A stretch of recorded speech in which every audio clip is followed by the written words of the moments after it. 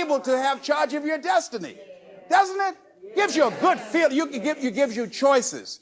You can do more things. See, my first major goal was to buy my mother a home.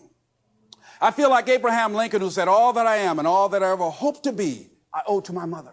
And I said to my mama one day, I said, Mama, when I become a man, I'm going to buy you a home. And you won't have to go to work every day. You won't have to work. You just sit down, Mama.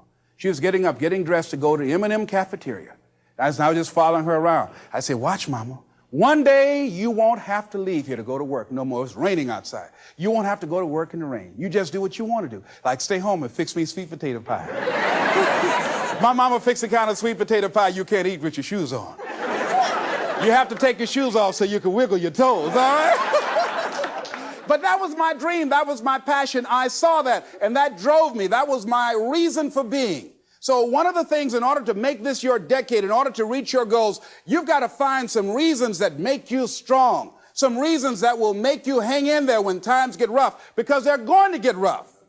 It's going to be very challenging. Whenever you decide that you want to grow, whenever you decide that you want to go to another level, all hell will break loose.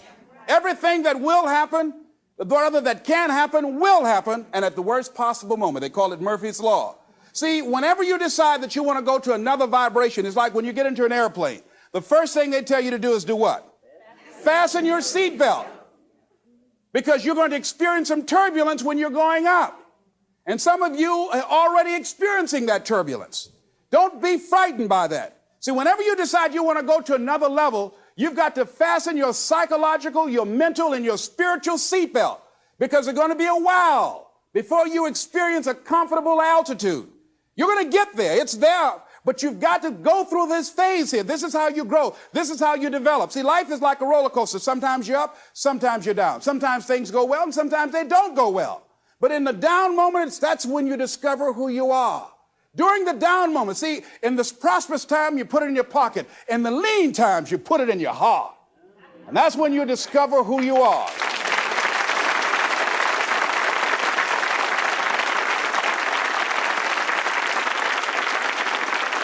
So find 5 reasons that empower you. Why is it that you deserve your goal? What are the 5 reasons that you won't give up when life catches you on the blind side, when the messenger of misery visits you? What are you going to do? What will keep you in the game when life knocks you to the canvas? See, the Buster Douglas that fought in the last fight was not the Buster Douglas that fought Mike Tyson. See, the Buster Douglas that got knocked down while fighting Mike Tyson had gotten out of an alcohol recovery center. His mother had died. His wife was ill with a terminal illness. He was considered a nothing, a bum. So when he got knocked down, Buster Douglas had a reason to get back up, because he said, I'm dedicating this fight to the memory of my mama. But when he fought the last fight that he had, and he got knocked down, and he had a guaranteed $24 million in his pocket, whether he got up or not, he just said, hurry up and count me out.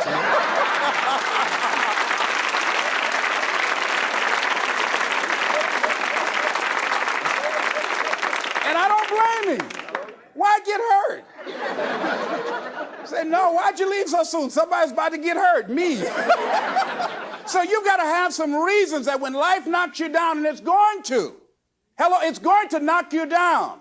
When people disappoint you, and that's going to happen. When they betray you, and that's going to happen. When they lie to you, and that's going to happen. When they say, oh, you can count on me, and they won't show up. And that's going to happen. When you want to throw in the towel and give up yourself, and that's going to happen. When life collapses on you and catch you on the blind side and drop you to your knees and start choking you. You got a dream? No, I ain't got no dream. And that's going to happen. What reason can you remember that you can call on, that you can reach on, that can make you get back up? Find that reason. Because when life had knocked me down, I said, life, I'm doing this because I want to make my mama proud of me. I'm doing this because I want my children to have a better life than what I had. I'm doing this because all my life I've been told I'd be a loser, that I wouldn't make it. All my life I heard people say, Mamie, take them back to the welfare department. I'm doing this to make them a lie. I believe, like Frank Sinatra, he said, the best revenge in life is massive success. I'm doing this so I can become massively successful. And with that kind of courage, with that kind of affirmation and reason to empower me, I got a saying that when life knocks you down, try and land on your back, because if you can look up, you can get up. All right?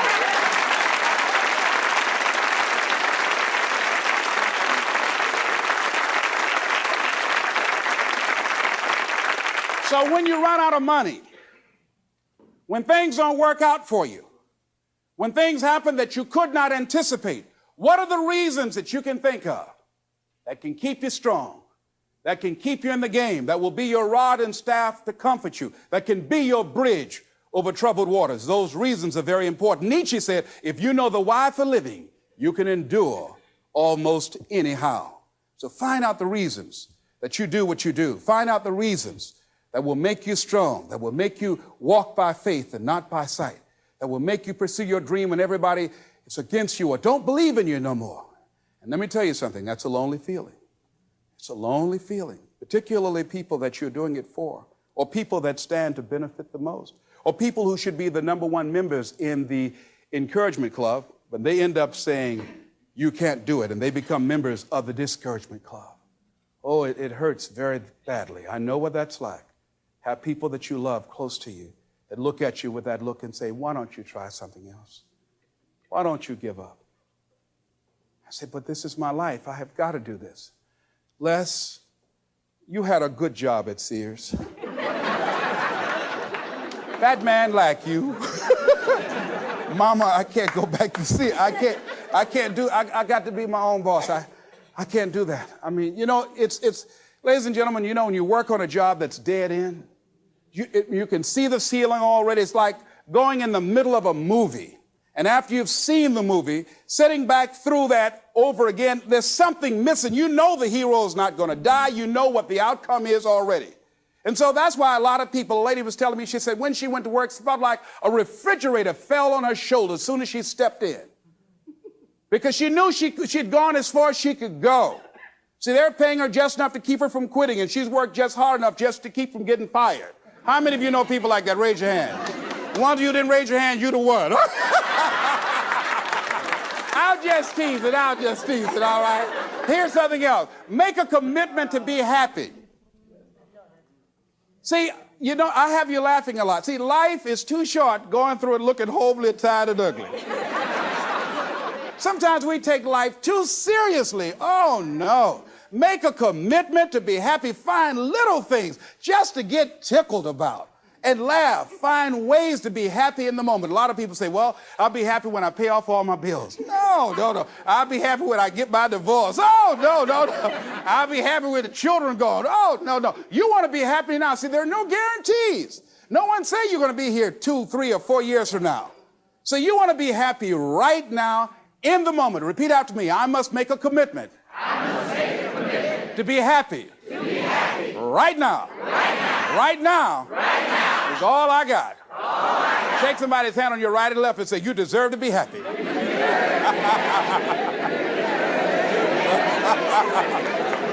Make a commitment to be happy because life now has new meaning for you. Just enjoying the sunset or just looking at life or looking at nature, going for a walk. It's the little things in life that counts. Here's something else that you want to begin to do in order to make this your decade.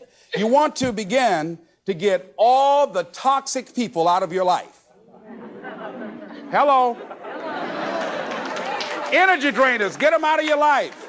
See, ladies and gentlemen, it takes a lot of energy to reach your goal. It takes a lot of emotional, mental, and spiritual energy to reach your goal. And you can run faster with 100 who want to go than with one around your neck. So there are two kinds of relationships. Sid Simon talks about this. Nourishing relationships and toxic relationships. Nourishing relationships are the relationships that inspire you. They motivate you. They bring the best out of you. Toxic relationships are relationships with people that always criticize you. All they can do is find fault. All they can do is just exploit your weaknesses. All they can do is remind you of the mistakes that you've made in the past. These people are bad for your health. Toxic people can run your blood pressure up. One apple can spoil a whole barrel. One negative energy drainer can spoil your whole life. I know people whose lives have been ruined because somebody wasn't good for them. See, there are some people that aren't good for you. Hello? They aren't good for you. You've got to get them out of your life. See, a lot of people put up with a lot of foolishness because they don't want to die by themselves. Here's what I believe. I believe in a one-to-a-box theory.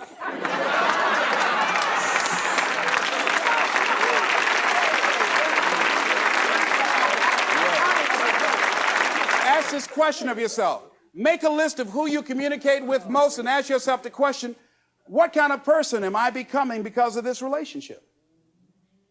Is it helping me to grow mentally and emotionally and spiritually? Am I becoming a better person because of this relationship? Do they bring out the best in me? Do they inspire me? Do they encourage me to develop my greatness? Do they make me stretch? So you got to look at the people in your life and find out, what kind of person are you becoming because of that relationship? My mother used to say, birds of a feather flock together. You run around with losers, you will end up a loser. Unconsciously, you will pick up their ways, you'll pick up their habits, you'll pick up, most importantly, their attitude about life. If you're around cynical, negative people all the time, you will become cynical and negative. So you got to watch yourself. Many of us are living out the lives of other people, living out their conclusions, living out of their consciousness. The other thing is that you begin to looking at your life and looking at what it is that you want to achieve. Another crucial thing that you must do is align yourself with powerful people. Align yourself with people that can encourage you, people that can empower you, people that you can learn from, people that you can grow from. That's very important. See, if you have people around you that can contribute to your growth. When I wanted to become a speaker, I joined the National Speakers Association. I wanted to be around the Dr. Norman Vincent Peales, the Zig Ziglars, the Dwayne Dyers. I wanted to be around people that were doing what I wanted to do. I wanted to learn from them. And you want to do that too. You want to align yourself with people who think like you, people who dream like you, people who want more out of life, people that are stretching and searching and seeking some higher ground in life, as opposed to the majority of people. Somebody said, always strive to get on top in life because it's the bottom that's overcrowded. And see, you don't want to be on the bottom. See, it's easy to be on the bottom. It doesn't take any effort to be a loser. It doesn't take any motivation, any drive in order to stay down there on a low level. But it calls on everything in you, ladies and gentlemen. You have to harness your will to say, I'm going to challenge myself. Sometimes I have to pull myself out of bed and say, come on, Les. Things I know I should do, I don't do. Things I shouldn't do, I do. I found that the biggest enemy you have to deal with is yourself. There's an old African proverb that says, if there's no enemy within, the enemy outside can do us no harm. When the challenges of life come your way, you've got to find ways to increase your sense of self-appreciation, because if you don't, you're bombarded with negative stuff every day that beats you down, and you will find yourself unconsciously engaged in self-destructive behavior. If you don't program yourself, life will program you.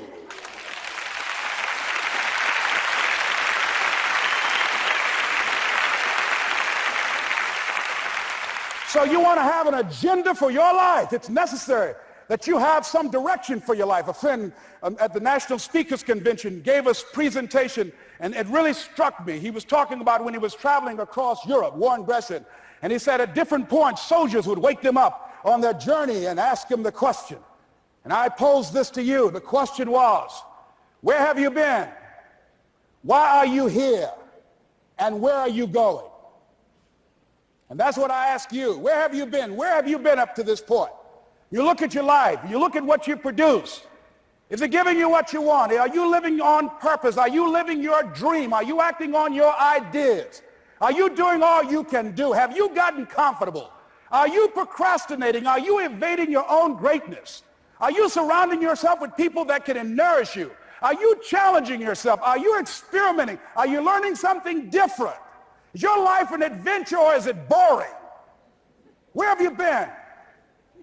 Why are you here? What brought you here? Investing the time, the money. What brought you here? And where are you going? What is it that you can get out of this session, out of this lecture? That when you leave here, rather than this just being a spectator event, that you got some idea, some dream, that you might have to go back and brush it off and look at it again and say, I've got to do this. This is my stuff. This is what I'm supposed to do. This is why I showed up. Where are you going with your life? What decisions are you making right now as you look into the future? Are you experimenting to find out what other talents and abilities that you have? See, we're in a time right now. The day is gone where you could just go to college and get out and get a job and work 30 or 40 years with job security and retire with a gold watch. The gold watch days are gone. Brand new day, party's over. So now you have got to be multi-talented and multi-skilled. You've got to use all your stuff. You don't know what else you can do. I didn't know I can do what I'm doing right now. It's necessary that you stretch and challenge yourself and say, let me see. I started out as a trainer. I'm a trainer. That's what I am. That's what my expertise was in. And then I decided, let me see, can I speak? And then I discovered, hey, I can do that. What if I hadn't tried to do that and just been satisfied with just being a trainer, with a limited vision of myself? And then after training, and then I said, well, maybe I can go into business for myself. And I started speaking, going into business for myself.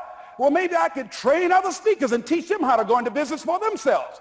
See, you want to have a backup plan. You want to have other strategies for yourself. In case this doesn't work out, you got something else going over here. You don't want to ever put yourself in a situation where you have a limited vision and you're only using a limited amount of your talents, of your skills, and of your abilities. And I'm saying to you, it's possible you've got some talents, some ideas in you, your ability to do some stuff that you haven't even discovered yet. And I'm suggesting that it's necessary that you get outside of your comfort zone.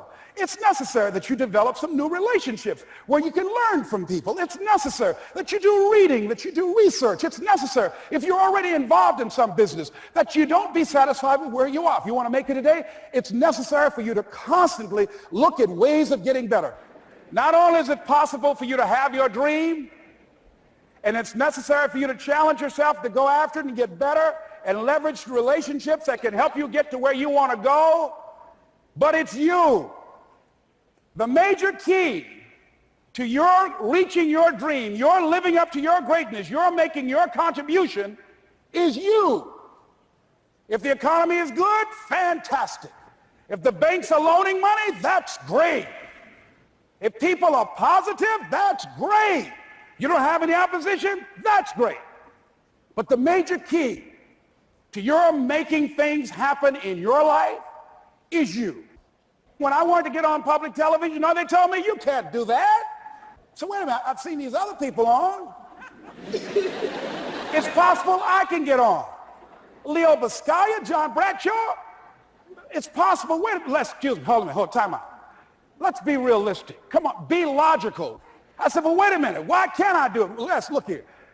Think about guys who have credentials, all kind of credentials. You don't have any college training. They're not going to put you on television. Give me a break. I said, thank you for that. God love you, and I'm trying. And went on about my business. You hear me? Let me tell you something.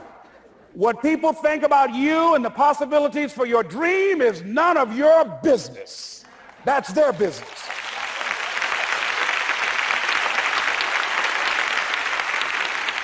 They have no imagination, ladies and gentlemen. They're living out of the past, out of their memory. Their attitude is it can't be done because they haven't seen it. They're judging according to appearances. The people that are going to make it in the future, the people that are making it today, let me share something with you. History is being read, but it's also being written by people with imagination.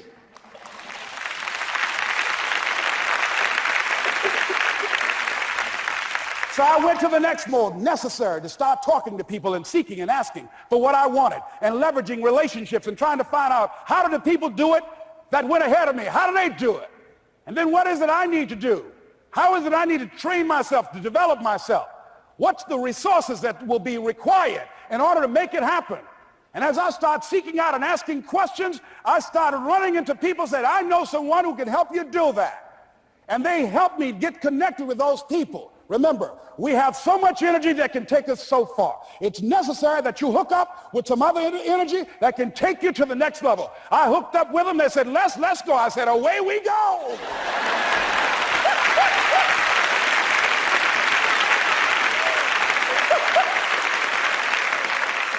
And guess what? Here we are. I love it. You want your stuff? It's necessary you take responsibility for it, that you make it happen, that you don't give up, that you don't take any objection or disappointment or defeats personally, that you keep on keeping on, that you don't decide that I can't make it because you can't see the light at the end of the tunnel, that you realize that's a part of the program. And here's something you've got to resolve. Say this to yourself every day. See, as long as you're breathing, you got a shot at your dream. That's the way I resolve. Say this, please. It's not over until I win. You got that right.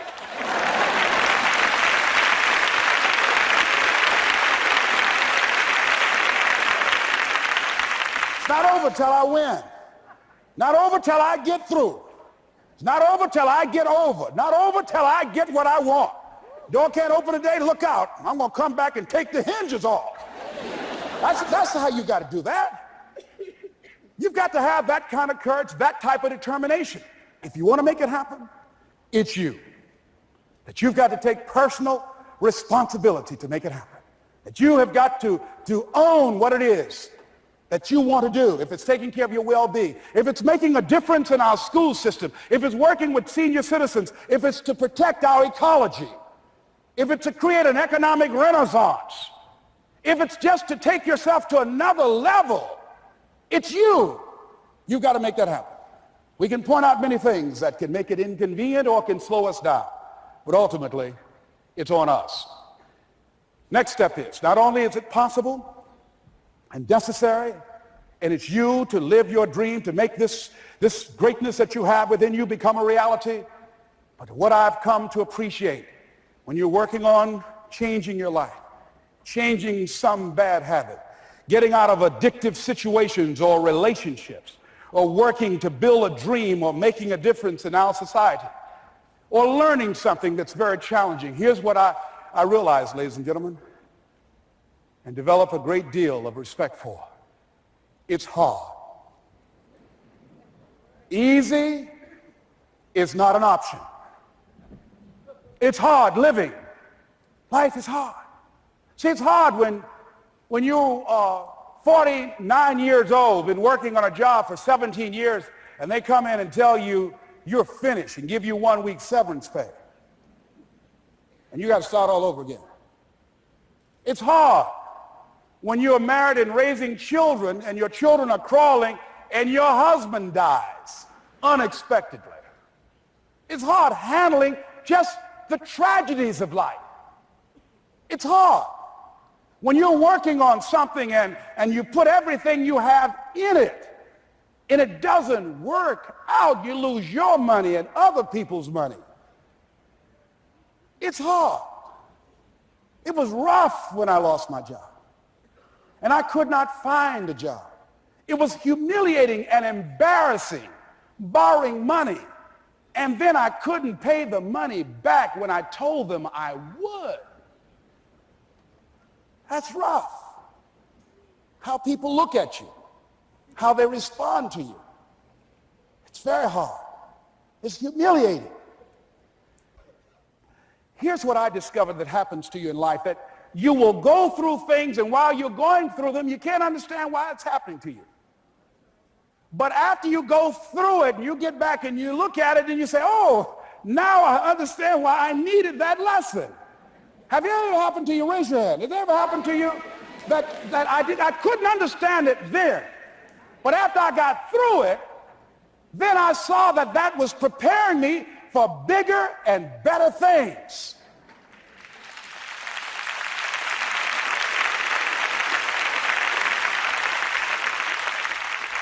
That as you go through the challenges of life and you look at it and embrace whatever comes to you, don't run from it. Step toward it. Don't try and duck it like most people do. See, most people want it easy.